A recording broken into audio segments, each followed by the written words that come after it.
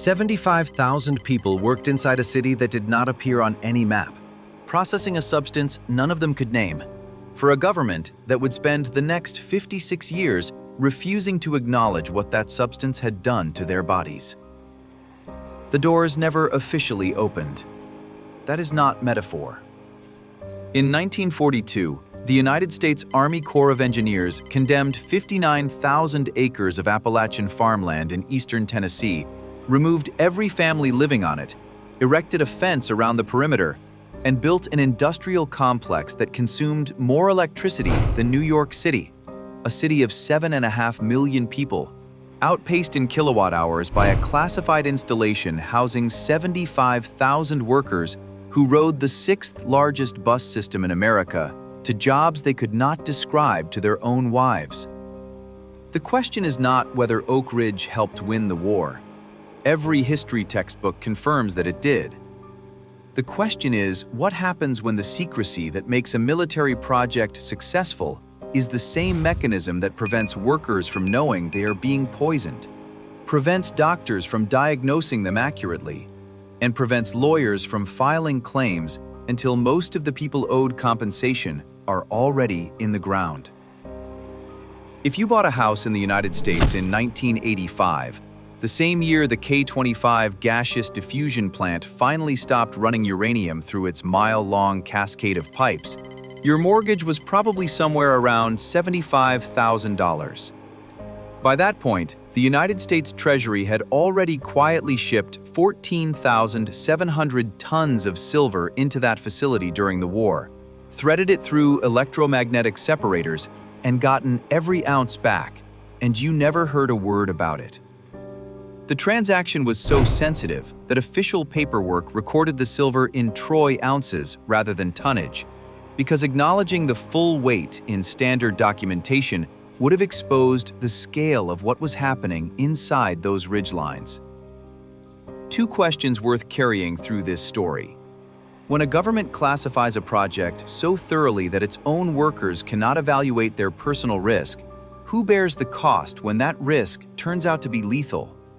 And when the bill for tearing down a single contaminated building exceeds the cost of constructing the entire Walt Disney World Resort in 1971, $1.1 billion to demolish versus $800 million to build Disney, where does that money come from?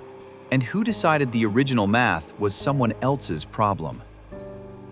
If you want to understand how the distance between a classified decision and its human consequences can stretch across 6 decades, and what that distance costs in dollars, in lives, and in trust, subscribe. One story like this every week. The 1,000 families who farmed that land in the summer of 1942 never completed their harvest. The 75,000 workers who replaced them never learned what they were breathing. The connection between those two facts is not coincidence. It is architecture. The silver no one counted. The Army Corps of Engineers spent $2.1 billion in today's currency acquiring and clearing those 59,000 acres of Anderson and Roane County farmland in the fall of 1942. And the families who received the government's compensation offers discovered that the assessed values were based on what the land had been worth during the Depression, before any wartime industrial premium could apply. These were not absentee landowners reviewing documents with counsel. These were tobacco farmers, sorghum growers, families whose property lines followed creek beds their grandfathers had walked. Some found the displacement notice nailed to their fence posts. Not a letter, not a hearing, a piece of paper on a nail. The suits some of them filed challenging the valuations took years to resolve and produced outcomes that were, in nearly every case, unfavorable. The federal government had already determined the price. The courtroom was ceremony. Within 18 months, the population inside the fence exceeded the population of most Tennessee cities. Every 30 minutes during peak construction, a new structure was completed somewhere on the Oak Ridge Reservation, a pace documented not by promotional materials, but by the Army Corps of Engineers' own internal logs. Four major production facilities rose out of the mud between 1943 and 1945. X10, the graphite reactor. Y12, the electromagnetic separation plant. S50, the liquid thermal diffusion facility. And K25, the gaseous diffusion complex that would become the largest roofed structure on Earth. The workers staffing those facilities understood their individual tasks with precision. A Calutron operator at Y12 knew exactly which dials to monitor, which readings indicated acceptable performance, which fluctuations required a supervisor. What the Calutron operator did not know was that the dials measured the electromagnetic separation of uranium-235 from uranium-238. The word uranium was not part of the briefing. The word atom was not part of the briefing. The operational security protocol was not merely classification of the project's purpose. It was the systematic elimination of any vocabulary that might allow a worker to deduce what the machinery was doing. Then there was the silver. When Y12's electromagnetic separation units needed massive conductors, copper was the natural choice. Copper was rationed. The Manhattan Project turned to the United States Treasury and arranged a loan, not a purchase, of 14,700 tons of silver bullion. That silver traveled from federal vaults in New York to the hills of eastern Tennessee, wound through industrial-scale electromagnets for 3 years, and was eventually returned troy ounce by troy ounce. The bookkeeping alone required its own classified accounting system, because standard federal inventory procedures could not accommodate a transaction of that magnitude without triggering questions that no one outside the project was authorized to ask. Among the tens of thousands who operated this machinery was a gauge reader named Lona. She worked the K25 diffusion cascades from 1944 into the early 1950s, monitoring pressure readings on equipment that processed uranium hexafluoride, a corrosive, radioactive gas that she was never told by name. Lona logged her readings, filed her reports, went home. She was one of 12,000 workers inside K25 at peak operation, and like nearly all of them, she understood her station, but not her exposure. On August 6, 1945, when a uranium bomb destroyed Hiroshima, Oak Ridge's 75,000 workers learned what they had been building from a radio broadcast. The Army had spent 3 years and the equivalent of $18.5 billion modern dollars constructing a city whose residents did not know its purpose until a foreign city ceased to exist. The signal was there. It had been there for some time. Regional utility records for Anderson County, Tennessee, showed an electricity consumption anomaly that dwarfed any conventional industrial explanation. 20% more power than New York City, drawn by a location that appeared on no commercial maps. No outside analyst pursued the discrepancy, or if one did, the inquiry ended quietly. The price of 40 years. K25 processed uranium hexafluoride through gaseous diffusion continuously from 1945 to 1985. 40 years of operation inside a structure approximately 1 mile long, housing 512 connected substructures served by its own internal transportation grid, its own ventilation network, its own electrical substations. The building cost $512 million wartime dollars to construct. Set the numbers aside for a moment. Lona, the gauge reader, retired from K25 sometime in the early 1950s. She raised a family in the Oak Ridge area. In the 1970s, her physician diagnosed a rare form of lung cancer. The doctor noted an unusual exposure profile in her history, but had no clinical framework for connecting it to her employment because her employment records were still partially classified, and the substances she had been exposed to had never been disclosed to her or to any civilian medical provider. Lona died in 1979. She was not old. She was not a statistic yet. She was a woman whose government had decided that what she did not know could not require them to act.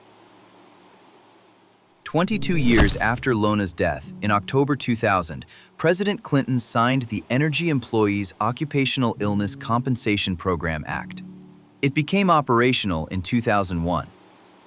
The law entitled workers, or their survivors, to a lump sum of $150,000 plus full medical coverage for cancers, beryllium disease, silicosis, and related conditions caused by toxic exposure at Department of Energy facilities. Lona would have qualified. Her claim would have been strong. She had been dead for 22 years. The record shows something different from the official story of a nation that honored its wartime workforce. The Department of Energy and its predecessor agencies told Oak Ridge personnel throughout the 1940s and 1950s that their radiation and chemical exposure fell within acceptable limits. The reality, documented by the EEOICPA program itself, is that Oak Ridge's 3 Tennessee facilities, Y12, X10, and K25, generated more occupational illness compensation claims than any equivalent concentration of DOE sites in the entire country. The contamination inside K25 was so severe that demolishing the structure required the development of an entirely new regulatory and engineering vocabulary to describe what 4 decades of uranium hexafluoride processing had embedded in the concrete, the steel, the soil.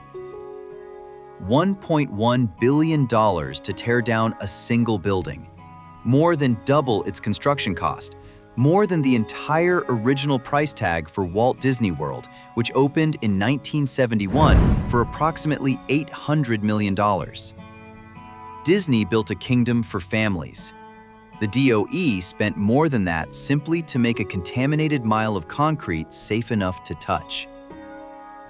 If you find value in understanding the distance between what institutions say and what the paperwork reveals, stay with this channel. The work continues every week. The demolition of K25 was completed in 2020, 35 years after the last uranium cascade shut down. The workers who performed that demolition wore hazmat suits and operated remote-controlled machinery in sections where human proximity to the walls exceeded federal exposure thresholds within minutes. The people who built those same walls in 1943 wore cotton coveralls and leather gloves. The pattern that never closes. The EEOICPA has paid out more than $26 billion in combined compensation and medical benefits since its inception, covering workers from DOE sites across the country, from Hanford in Washington State to the Savannah River site in South Carolina to the Nevada test site. More than a quarter of all claims filed under the program originate from the 3 Oak Ridge facilities in Tennessee. This is not a new story. The architecture is identical at every site. Workers are told exposure levels are acceptable. Classification prevents independent verification. Health consequences emerge over decades. Legislation arrives after the most severely affected population has largely died. The remedy is financial, never structural. No exposure protocol is reversed retroactively. No administrator is named in the findings. The system processes claims the way an insurance company processes claims, one at a time, with documentation requirements that assume the claimant has access to records that were, in many cases, classified for the duration of the claimant's working life. The pattern did not end with the Cold War. In 2024 and 2025, the federal government's preferred financial mechanism for managing aging infrastructure is the Sale-Leaseback, a transaction in which an institution sells a physical asset it can no longer afford to maintain and then leases it back from the buyer. The U.S. sale-leaseback market hit $14.4 billion across 714 transactions in 2025, an 18% increase over the prior year. Sotheby's sold its Manhattan headquarters for $510 million in a sale-leaseback in the fourth quarter of 2025. 7-Eleven closed a $750 million sale-leaseback on its North American properties. The principle is the same one that governed Oak Ridge's contamination legacy. The entity that created the liability transfers it to someone else's balance sheet, and the people who work inside the building have no seat at the table where the terms are set. Return to those Appalachian farming families for a moment. 1,000 households displaced in 1942.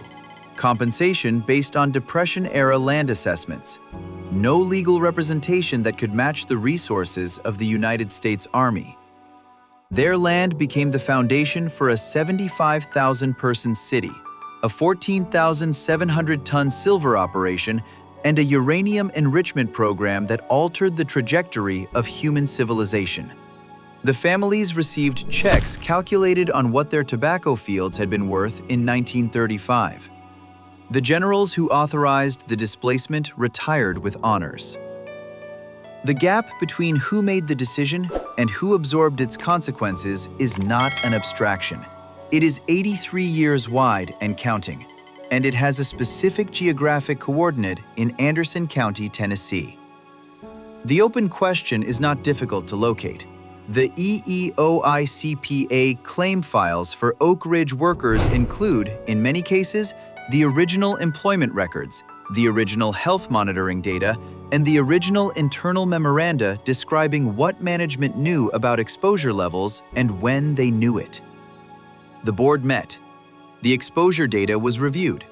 The acceptable limits were reaffirmed. The workers' medical complaints were in the same files, on adjacent pages. Verdict. The K25 site is a cleared field today. 1 mile of industrial space, the largest enclosed structure on Earth at the time of its completion, reduced to remediated soil and a historical marker near the Y-12 National Security Complex, which still operates under armed guard. The marker describes Oak Ridge's contribution to the Allied victory. It does not mention Lona. It does not mention the 1,000 displaced families.